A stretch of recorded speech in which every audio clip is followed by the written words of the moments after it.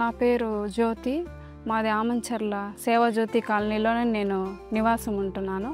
ఇక్కడ గత 17 సంవత్సరాల నుంచి ఆశా వర్కర్గా నేను పనిచేస్తున్నాను. రోజు గర్భవతుల్ని హాస్పిటల్కి తీసుకెళ్ళటం, ఇమ్యునైజేషన్ పిల్లలకి ఇమ్యునైజేషన్, పోతే లెపర్సీ పేషెంట్ని ఫాలోఅప్ చేయటం, టీబీ కేసును ఫాలోఅప్ చేయటం, షుగర్ బీపీ వాళ్ళకి టాబ్లెట్లు ఇవ్వటం, మెడికల్ క్యాంప్ కండక్ట్ చేయటం.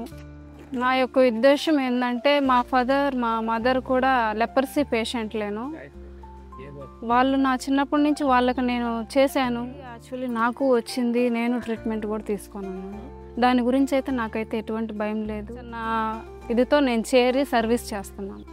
నేను నలుగురికి చెప్పగలిగి వాళ్ళకి సర్వీస్ ఇచ్చి ట్రీట్మెంట్ ఎలా తీసుకోవాలనేది నేను చెప్తున్నాను. రిలేషన్స్ మామ, అత్త, అక్క, వదిన అట్లా రిలేషన్స్ ఈజీగానే చేస్తా. వాళ్ళు ఒక మచ్చున్నా నాకు కాల్ చేస్తారు, లేదంటే నేను వెళ్తాను, చూస్తాను, మాట్లాడతాను. వాళ్ళు చెప్తారు సార్, క్లోజ్గానే ఉంటారు నాతోటి. ఈ అల్సర్ పేషెంట్లని అక్కడికి తీసుకొని వెళ్తాము. వాళ్ళు ఇక్కడికి వాళ్ళకు కావాల్సిన ట్రబులు, వాళ్ళు డ్రెస్సింగ్ చేసుకోవడానికి training, soaking, scrubbing, oiling and కట్టుకుంటాం కదా, అట్లా అన్నీ నేర్పించారు. అక్కడికి పంపిస్తుంటాను. వాళ్ళు ఇక్కడికి వచ్చి నెలకొకసారి వచ్చి అప్పుడప్పుడు చూస్తూ ఉంటారు. ఇంతకుముందు ఒక మన కాలనీలోకి ఏదన్నా హెల్త్ పరంగా కూడా ఏదన్నా కావాలన్నా కొంచెం ఇబ్బంది పడేది. నేను చేరిన తర్వాత ఏంటంటే మా వాళ్ళకి చాలా వరకు బెటర్ సార్.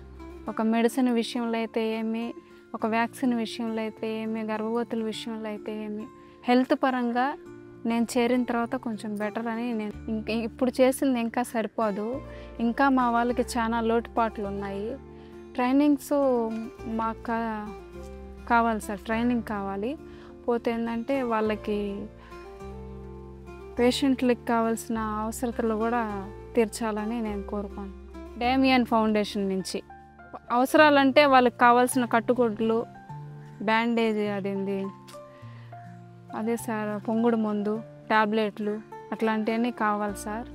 అక్కడ కూడా ఇటువంటి లెపర్సీ పేషెంట్లు ఇంకా రాకుండా, అంగవైకల్యం కూడా లేకుండా అందరూ ఆరోగ్యంగా ఉండాలని నేను కోరుకుంటున్నాను.